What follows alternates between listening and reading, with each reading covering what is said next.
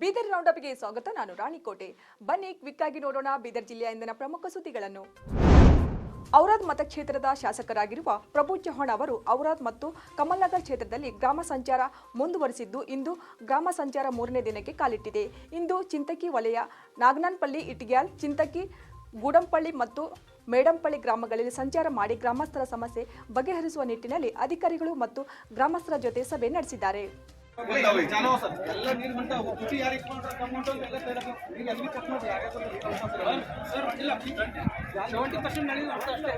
ಅವ್ರೆಲ್ರು ನೀರು ಬರ್ತಾ ಇಲ್ಲ ಕೇಳ್ರಿ.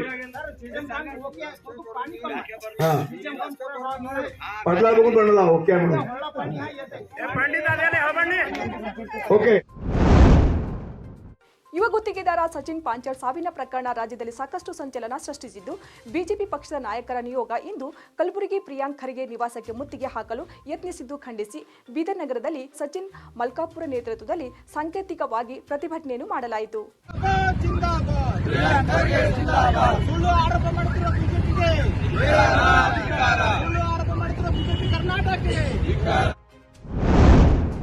ಯುವ ಗುತ್ತಿಗೆದಾರ ಸಚಿನ್ ಪಾಂಚಾಳ್ ಸಾವಿನ ಪ್ರಕರಣ ರಾಜ್ಯದಲ್ಲಿ ಸಾಕಷ್ಟು ಸಂಚಲನ ಸೃಷ್ಟಿಸಿದ್ದು, ಬಿಜೆಪಿ ಪಕ್ಷದ ನಾಯಕರ ನಿಯೋಗ ಇಂದು ಕಲಬುರಗಿಯ ಪ್ರಿಯಾಂಕ್ ಖರ್ಗೆ ನಿವಾಸಕ್ಕೆ ಮುತ್ತಿಗೆ ಹಾಕಲು ಯತ್ನಿಸಿದ್ದು ಖಂಡಿಸಿ ಬೀದರ್ ನಗರದಲ್ಲಿ ಸಚಿನ್ ಮಲ್ಕಾಪುರ ನೇತೃತ್ವದಲ್ಲಿ ಸಾಂಕೇತಿಕವಾಗಿ ಪ್ರತಿಭಟನೆ ಮಾಡಲಾಯಿತು. ಇದೇ ವೇಳೆ ಮಾತನಾಡಿದ ಮುಖಂಡ ಸಚಿನ್ ಮಲ್ಕಾಪುರೆ, ಪ್ರಿಯಾಂಕ್ ಖರ್ಗೆ ಅವರ ಕಾರ್ಯವೈಖರಿ ಮತ್ತು ಅಭಿವೃದ್ಧಿಯನ್ನು ಸಹಿಸದೆ ಅವರ ಹೆಸರನ್ನು ಕೆಡಿಸುವ ಕೆಲಸ ಮಾಡುತ್ತಿದೆ ಎಂದು ಬಿಜೆಪಿ ನಾಯಕರ ವಿರುದ್ಧ ಕಿಡಿಕಾರಿದ್ದಾರೆ. ಸಚಿವರ ಹೆಸರು ಇಲ್ಲ. ಇವತ್ತು ಬಿಜೆಪಿ ಪಕ್ಷದವರು ಇವತ್ತು ನಮ್ಮ ಪಕ್ಷಕ್ಕೆ ಒಂದು ಸಿದ್ದರಾಮಯ್ಯ ಸಾಹೇಬರ ಒಂದು ಆಡಳಿತ ಸಹಿಸಕ್ಕಾಗದೆ ಹಾಗೂ IT-BT ಮಿನಿಸ್ಟರು ಹಾಗೂ ಪಂಚಾಯತ್ ರಾಜ್ ಡೆವಲಪ್ಮೆಂಟ್ ಮಿನಿಸ್ಟರ್ ಆದಂಥ ಪ್ರಿಯಾಂಕ್ ಖರ್ಗೆ ಸಾಹೇಬರ ಕೆಲಸ ಕಾರ್ಯವೈಖರಿಯನ್ನು ನೋಡಿ ಅವರಿಗೆ ಒಂದು ಯಾವುದೇ ವಿಷಯ ಇಲ್ಲದೆ ಅವರನ್ನು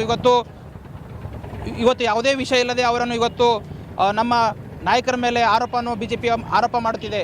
ಇವತ್ತು ನಾನು ಬಿಜೆಪಿಯ ಪಕ್ಷದವರಿಗೆ ಒಂದು ಮಾತು ಹೇಳಕ್ಕೆ ಇಷ್ಟಪಡ್ತೀನಿ. ಇವತ್ತು BS ವಿಜೇಂದ್ರ ಅವರು ಹಾಗೂ ನಮ್ಮ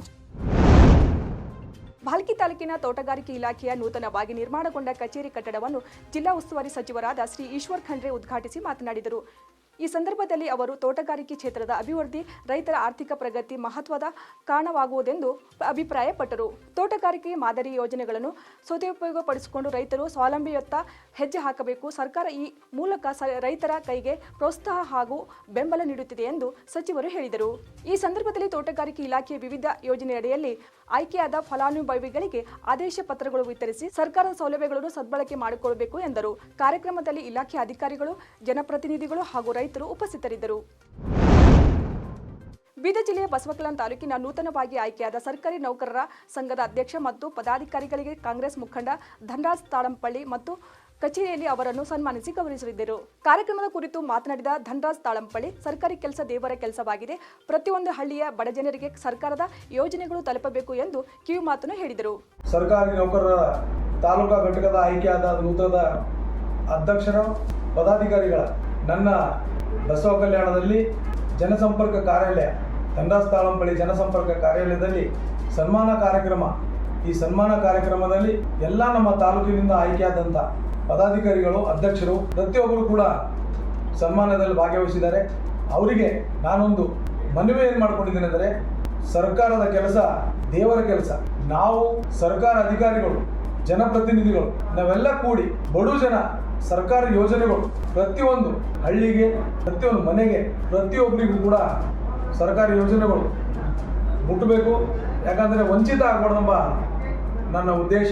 ಅದಕ್ಕೋಸ್ಕರ ಈ ಕಾರ್ಯಕ್ರಮದಲ್ಲಿ ಅವರಿಗೂ ಕೂಡ ಸರ್ಕಾರ ನೌಕರರ ಸರ್ಕಾರ ಏನಿದ್ದಾರೆ ಅವರು ಕೂಡ ಒಂದು ಜೀವ ನಾಡಿ ಇದ್ದಿದ್ದಾರೆ ಸರ್ಕಾರ ಅಧಿಕಾರಿಗಳು. ಅದೇ ಥರ ತಾವು ಕೂಡ ಒಳ್ಳೆಯ ಸಂಘಟನೆ ಸಮಗ್ರ ಅಭಿವೃದ್ಧಿಗೋಸ್ಕರ ತಾವು ಏನಾದರೂ ಹೇಳಿದ್ರೆ ಸರ್ಕಾರ ವತಿಯಿಂದ, ನಮ್ಮ ಸರ್ಕಾರ ವತಿಯಿಂದ ಯೋಜನೆಗಳು ಜನರಿಗೆ ಮನೆಯಂತ ಮುಟ್ಟಂಥ ಕೆಲಸಗಳು ನಾವು ಪ್ರಾಮಾಣಿಕ ಪ್ರಯತ್ನ ಮಾಡ್ತೀನಿ ಅಂತ ಹೇಳಿದ್ದೀನಿ. ನೋಡಿ, ಇದಕ್ಕೋಸ್ಕರ ನಾನು ಯಾರಾದರೂ ವಂಚಿತರು ಯಾರಾದರೂ ಇದ್ದರೆ ಸರ್ಕಾರ.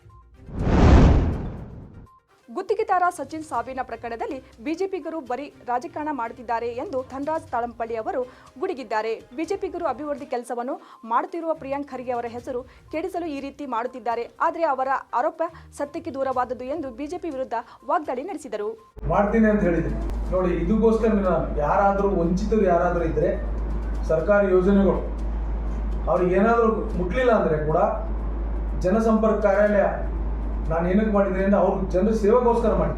ನಮ್ಮಲ್ಲಿ ಬಸವಕಲ್ಯಾಣ ನಮ್ಮ ಜನಸಂಪರ್ಕ ಕಾರ್ಯಾಲಯದಲ್ಲಿ ಕಂಪ್ಯೂಟರ್ ಆಪರೇಟರ್ ಕೂಡ ಅಪಾಯಿಂಟ್ ಮಾಡಿದೆ. ಅವ್ರ ಸೇವೆಗೋಸ್ಕರ, ಜನರ ಸೇವೆಗೋಸ್ಕರ ನಾವು ಬಂದಿದ್ದು. ತಾವು ಏನೇ ಇದ್ರು ನನ್ನ ಗಮನಕ್ಕೆ ತಂದರೆ ಅದನ್ನು ಪರಿಹಾರ ಕೊಡುವಂಥ ಪ್ರಾಮಾಣಿಕ ಪ್ರಯತ್ನ ಮಾಡ್ತೀನಿ. ಇದೊಂದು ವಿಪಕ್ಷ ಪಕ್ಷದ ಅವ್ರದ್ದು ಏನಿದೆ ಅಂದರೆ ರಾಜನೀತಿ ಮಾಡ್ತಾ ಇದ್ದಾರೆ ಅಷ್ಟೇ. ಪ್ರಿಯಾಂಕ ಖರ್ಗೆ ಅವ್ರದ್ದು ಏನೂ ಇಲ್ಲ ಅದರಲ್ಲಿ. ಯುವಕರ ವ್ಯಕ್ತಿತ್ವ ವಿಕಸನಕ್ಕೆ ಅಧ್ಯಯನದ ಜೊತೆಗೆ ಕ್ರೀಡೆಗಳು ಬಹಳ ಅವಶ್ಯವಾಗಿದೆ ಎಂದು ಧನೂರ್ ಎಚ್ ಗ್ರಾಮ ಸರ್ಕಾರಿ ಪ್ರೌಢಶಾಲೆಯ ಮುಖ್ಯ ಗುರುಗಳಾದ ಅರುಣಾಬಾಯಿ ಅವರು ತಿಳಿಸಿದರು. ಭಾಲ್ಕಿ ತಾಲೂಕಿನ ಸರ್ಕಾರಿ ಪ್ರೌಢಶಾಲೆಯ ಆವರಣದಲ್ಲಿ ಸೂರ್ಯ ಫೌಂಡೇಶನ್ ವತಿಯಿಂದ ಹಮ್ಮಿಕೊಂಡಿದ್ದ ಕ್ರೀಡಾಕೂಟ ಸ್ಪರ್ಧೆಗಳ ಸಮಾರೋಪ ಸಮಾರಂಭದಲ್ಲಿ ವಿಜೇತರಿಗೆ ಪ್ರಶಸ್ತಿ ವಿತರಿಸಿ ಅವರು ಮಾತನಾಡಿದರು. ಕ್ರೀಡೆಗಳು ಇಲ್ಲದಿದ್ದರೆ ಯುವಕರು ಕ್ರಿಯಾಶೀಲರಾಗಲು ಸಾಧ್ಯವಿಲ್ಲ. ಅಧ್ಯಯನದ ಜೊತೆಗೆ ದೈಹಿಕ ಮಾನಸಿಕ ಬೆಳವಣಿಗೆ ಕ್ರೀಡೆಗಳು ಅವಶ್ಯಕವಾಗಿವೆ. ಯುವಕರು ದುಶ್ಚಟಗಳಿಗೆ ಬಲಿಯಾಗದೆ ಆರೋಗ್ಯ ಕಾಪಾಡಿಕೊಳ್ಳುವ ನಿಟ್ಟಿನಲ್ಲಿ ಕಡ್ಡಾಯವಾಗಿ ಕ್ರೀಡೆಗಳಲ್ಲಿ ಭಾಗವಹಿಸಬೇಕು ಎಂದು ಅವರು ತಿಳಿಸಿದರು. ಸೂರ್ಯ ಫೌಂಡೇಶನ್ ಸಂಯೋಜಕ ಗುರುನಾಥ್ ರಾಜ್ಗೀರ ಮಾತನಾಡಿ, ಫೌಂಡೇಶನ್ ಸಂಸ್ಥಾಪಕರಾದ ಪದ್ಮಶ್ರೀ ಜಯಪ್ರಕಾಶ್ ಅಗ್ರವಾಲ್ ಅವರ ಜನ್ಮದಿನದಿಂದ ಅಂದರೆ ನವೆಂಬರ್ 14ರಿಂದ ಮಾಜಿ ಪ್ರಧಾನಮಂತ್ರಿ ಅಟಲ್ ಬಿಹಾರಿ ವಾಜಪೇಯಿ ಅವರ ಜನ್ಮದಿನದವರೆಗೆ ಅಂದರೆ ಡಿಸೆಂಬರ್ 25ರಂದು ದೇಶಾದ್ಯಂತ 17 ರಾಜ್ಯಗಳಲ್ಲಿ ಕ್ರೀಡಾಕೂಟ ಸ್ಪರ್ಧೆಗಳು ನಡೆದಿವೆ ಎಂದರು. ಗ್ರಾಮ ಸಂಚಾರದಲ್ಲಿರುವ ಔರಾದ್ ಮತಕ್ಷೇತ್ರದ ಶಾಸಕ ಪ್ರಭು ಚವ್ಹಾಣ್ ಮೇಡಂಪಳ್ಳಿ ಹಾಗೂ ಮತ್ತಿತರ ಗ್ರಾಮಗಳಲ್ಲಿನ ಅಂಗನವಾಡಿ ಕೇಂದ್ರಗಳಲ್ಲಿ ಮಕ್ಕಳಿಗೆ ನೀಡಲಾಗಿರುವ ಆಹಾರ ಸಾಮಗ್ರಿಗಳು ಪರಿಶೀಲಿಸಿದರು. ಕಳಪೆ ಮಟ್ಟದ ಅಕ್ಕಿ, ಬೆಲ್ಲವನ್ನು ಕಂಡು ಸಣ್ಣ ಪುಟ್ಟ ಮಕ್ಕಳಿಗೆ ಇಂಥ ಆಹಾರ ತಿನ್ನಿಸುತ್ತೀರಾ ಎಂದು ಸಿಡಿಪಿಒಗಳಿಗೆ ಪ್ರಶ್ನಿಸಿದರು. ಅಂಗನವಾಡಿಗಳಿಗೆ ಸರಿಯಾದ ಆಹಾರ ಪೂರೈಸಲು ಕ್ರಮ ವಹಿಸಬೇಕೆಂದು ತಿಳಿಸಿದರು. ಶಾಸಕರು ಎಲ್ಲ ಗ್ರಾಮಗಳಲ್ಲಿ ಸಾರ್ವಜನಿಕರ ಸಮಸ್ಯೆಗಳು ಆಲಿಸಿ ಕೆಲವು ಸಮಸ್ಯೆಗಳಿಗೆ ಸ್ಥಳದಲ್ಲೇ ಪರಿಹಾರ ಕಲ್ಪಿಸಿದರು. ಗ್ರಾಮಸ್ಥರು ಸಲ್ಲಿಸಿದ ಬೇಡಿಕೆಗಳು ಆದ್ಯತೆಗೆ ಅನುಗುಣ ಹಂತ ಹಂತವಾಗಿ ಈಡೇರಿಸಲಾಗುವುದು ಎಂದು ಭರವಸೆ ನೀಡಿದರು.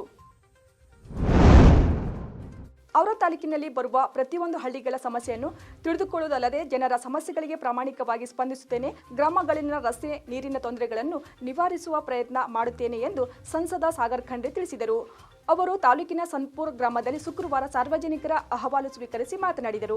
ಸಾರ್ವಜನಿಕರು ಮುಂದಿಟ್ಟ ಬೇಡಿಕೆಯ ಪಟ್ಟಿಯಲ್ಲಿ ಸಂಬಂಧಪಟ್ಟ ಇಲಾಖೆಯ ಅಧಿಕ ವ್ಯಾಪ್ತಿಯ ಬರುವ ಬಹುತೇಕ ಸಮಸ್ಯೆಗಳು ಅಧಿಕಾರಿಗಳಿಗೆ ತಿಳಿಸುವ ಮೂಲಕ ಬಗೆಹರಿಸಲಾಗುವುದು ಎಂದು ವಿಶ್ವಾಸ ವ್ಯಕ್ತಪಡಿಸಿದರು. ಜನರ ಸಮಸ್ಯೆ ನಿವಾರಿಸುವ ಕ್ರಮ ಶೀಘ್ರದಲ್ಲೇ ಕೈಗೊಳ್ಳಲಾಗುವುದು ಎಂದು ಹೇಳಿದರು. ಚುನಾವಣೆ ಸಂದರ್ಭದಲ್ಲಿ ಸಾಕಷ್ಟು ಶ್ರಮ ಪಟ್ಟು ನಮಗೆ ಪ್ರಚಂಡ ಬಹುಮತದಿಂದ ನಮಗೆ ಗೆಲ್ಲಿಸಿದ್ದೀರಿ. ನೀವು ಸಾಕಷ್ಟು ಬೇರೆ ಕಡೆ ಎಲ್ಲ ಕಡೆ ಭರವಸೆ ಕೊಟ್ಟಿರ್ತೀರಿ, ಇಂಥ ಕೆಲಸ ಮಾಡಿಸ್ಕೊಡ್ತೀವಿ ಅಂತ. ಅದಕ್ಕೆಲ್ಲ ಅರ್ಜಿಗಳನ್ನ ಸ್ವೀಕಾರ ಮಾಡಿದ್ದೀವಿ. ಅದನ್ನು ಪರಿಶೀಲಿಸಿ ಎಷ್ಟು ಬೇಗ ಅನುದಾನ ಬಿಡುಗಡೆ ಮಾಡಿ ಕೆಲಸ ಮಾಡಲಿಕ್ಕೆ ನಾವು ಪ್ರಾರಂಭ ಮಾಡ್ತೀವಿ ಅನ್ನೋದು ಕೂಡ ನಮಗೆ ವಿಶ್ವಾಸ ಕೊಡ್ತಾ. ಅದು ಬಿಟ್ಟು ಕೂಡ ಬೇರೆ ಬೇರೆ ಚಿಕ್ಕ ಸಮಸ್ಯೆ ಬರ್ತವೆ. ಅನುದಾನದಲ್ಲ ಬಿಟ್ಟು ಕೂಡ ತಹಸೀಲ್ ಇರ್ಬೋದು, ಹಾಸ್ಪಿಟಲ್ ಇರ್ಬೋದು, ಚಿಕ್ಕ ಬೇರೆ ಬೇರೆ ಸಮಸ್ಯೆಗಳು ಕೂಡ ಇರ್ತವೆ.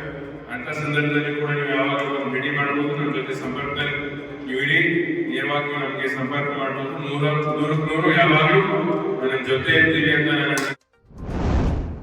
ಹುಮ್ನಾಬಾದ್ನ ಶ್ರೀ ವೀರಭದ್ರೇಶ್ವರ ಜಾತ್ರಾ ಮಹೋತ್ಸವ ಜನವರಿ 14ರಿಂದ ಜನವರಿ 27ರವರೆಗೆ ಬಹು ವಿಜೃಂಭಣೆಯಿಂದ ನಡೆಯಲಿದ್ದು, ಈ ಜಾತ್ರಾ ಮಹೋತ್ಸವಕ್ಕೆ ರಾಜ್ಯ ಹಾಗೂ ನೆರೆ ರಾಜ್ಯಗಳ ಮೂಲೆ ಮೂಲೆಯಿಂದ ದೂರದ ಭಕ್ತಾದಿಗಳು ಆಗಮಿಸಲಿದ್ದಾರೆ. ಕಾರಣ, ಜಾತ್ರೆಗೆ ಬರುವ ಭಕ್ತಾದಿಗಳ ಮನೋರಂಜನೆಗಾಗಿ ಜನವರಿ 24ರಿಂದ 27ರವರೆಗೆ ಜಾತ್ರೆಯಲ್ಲಿ ಚಲನಚಿತ್ರ ಪ್ರದರ್ಶನ ಹಾಗೂ ಇನ್ನಿತರ ಸಾಂಸ್ಕೃತಿಕ ಕಾರ್ಯಕ್ರಮಗಳು ಜರುಗಲಿವೆ ಎಂದು ಸಹಾಯಕ ಆಯುಕ್ತರು ಬಸವಕಲ್ಯಾಣ ಹಾಗೂ ಕಾರ್ಯನಿರ್ವಾಹಕ ಅಧಿಕಾರಿಗಳು ಶ್ರೀ ವೀರಭದ್ರೇಶ್ವರ ದೇವಸ್ಥಾನ ಹುಮ್ನಾಬಾದ್ ಅವರು ಪ್ರಕಟಣೆಯಲ್ಲಿ ತಿಳಿಸಿದ್ದಾರೆ.